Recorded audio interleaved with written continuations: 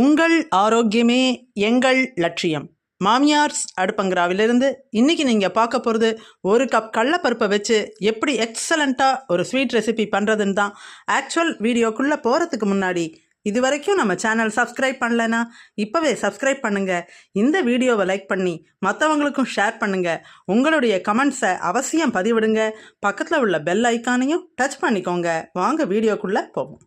முதல்ல நம்ம ஒரு கப் கடலைப்பருப்பு, அதை இது போல் ஒரு கிண்ணத்தில் தண்ணியை எடுத்துட்டு அந்த தண்ணியில் இதை ஒரு 2லேருந்து 3 மணி நேரம் நல்லா ஊறி இருக்கணும். அதை ஊற வைக்க போகிறோங்க. இப்போ ஊற வச்சுருக்கோம். இதை ஒரு 3 மணி நேரம் தள்ளி எடுத்துக்கலாம். 3 மணி நேரம் ஆயாச்சு. ஊறின கடலைப்பருப்பை அப்படியே ஒரு துணியில் ஸ்ப்ரெட் பண்ணி விட்டு கொஞ்சம் கூட ஈரம் இல்லாமல் நல்லா காய விட்டுருவோங்க. கிட்டத்தட்ட ஒரு கொஞ்சம் கூட ஈரமே இல்லாமல் நல்லா காஞ்சாதான் நமக்கு தேவையான அளவுக்கு இதை